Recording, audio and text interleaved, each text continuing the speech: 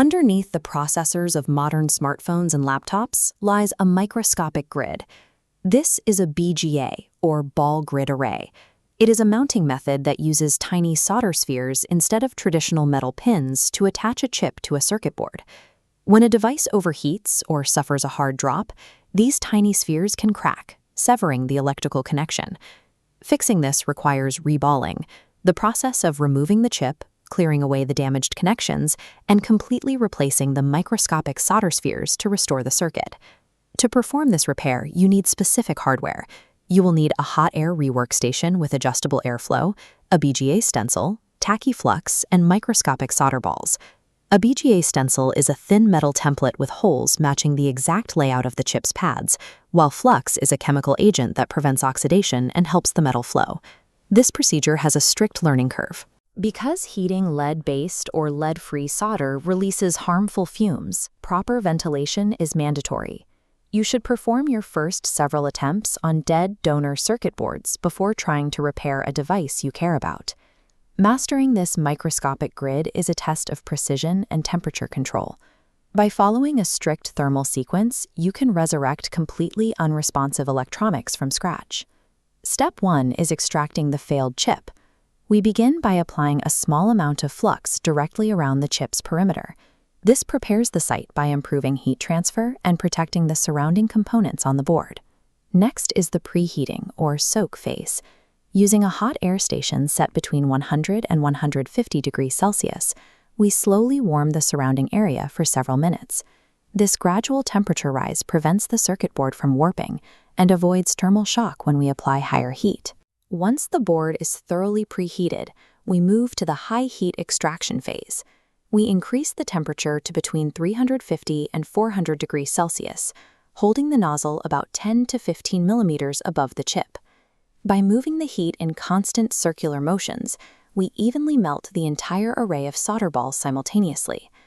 To know exactly when the solder has melted, we perform the nudge test. Gently tap the side of the chip with a pair of fine tweezers. If the chip easily shifts and springs back into place, it is floating on molten solder and is ready to be lifted straight up. Do not pry or force the chip upward if there is any resistance. Pulling the chip before the solder is fully liquid will permanently rip the delicate copper contact pads right off the circuit board. Successful extraction requires zero mechanical force. We are simply waiting for the exact moment the metal changes its physical state from solid to liquid. With the chip safely removed, we begin site preparation. Our objective is to remove every trace of the old, oxidized solder from both the motherboard footprint and the underside of the extracted chip. Apply fresh flux to the pads, then press a piece of copper solder wick against them using a soldering iron.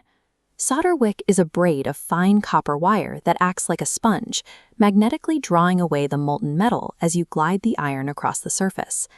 Once the bulk of the solder is removed, perform a chemical wash. Scrub the pads using lint-free wipes soaked in 91% or higher isopropyl alcohol to dissolve and clear away any remaining sticky flux residue. Look at this comparison. On the left, we see unacceptable, bumpy residual solder. On the right, we have the required end state, perfectly flat, clean, and shiny copper connection pads. Any remaining microscopic debris or unevenness at this stage mathematically guarantees a bridged connection during the final remount. A bridged connection happens when solder unintentionally merges across two adjacent pads, creating a short circuit. Now we move to the stenciling phase. Secure the cleaned chip to a heat-resistant surface using Kapton tape. Next, place your metal BGA stencil over the chip, ensuring every single hole aligns perfectly with the exposed copper pads underneath. Apply a microscopic layer of tacky flux over the stencil. This flux will act as a temporary adhesive to hold the new solder balls exactly where we drop them. Keep the flux layer extremely thin. If you apply too much, the excess liquid will violently boil when heated, popping your newly placed solder balls right out of their designated holes. Pour an excess of fresh solder balls directly over the stencil. Using a soft anti-static brush, gently sweep the balls across the metal, allowing exactly one ball to drop into every single hole. Once the grid is filled, carefully lift the stencil straight up vertically to avoid smearing the layout. Inspect the chip under magnification to verify that no pads were missed and no extra balls are resting on the surface.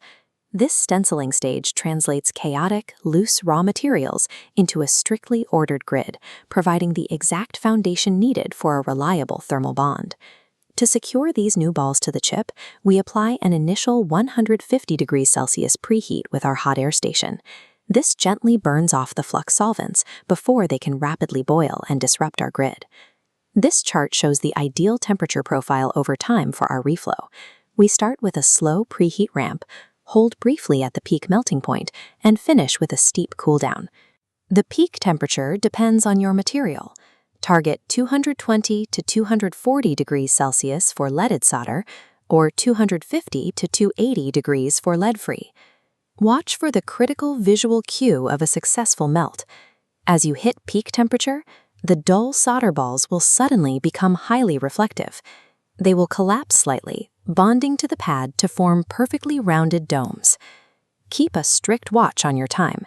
You must hold this peak temperature for 30 to 60 seconds maximum. Exceeding this duration risks severe thermal degradation of the silicon chip. Now for the final reinstallation. Apply a very light layer of flux to the clean motherboard pads. Align the newly reballed chip precisely over its footprint on the board, and repeat the heating profile until you see the chip visually settle into place. We do not need to push the chip down.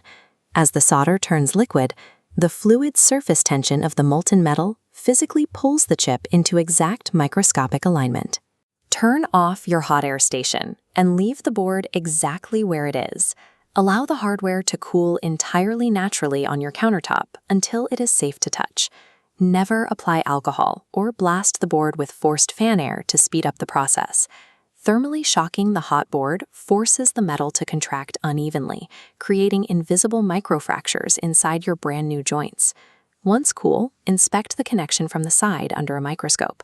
A successful repair yields a perfectly flat seat, supported by uniform gaps with zero touching solder balls.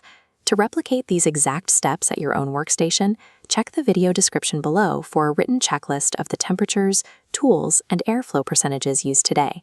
By following a strict sequence of heat application and surface preparation, BGA reballing transforms a complete hardware failure into a predictable, repairable mechanical joint.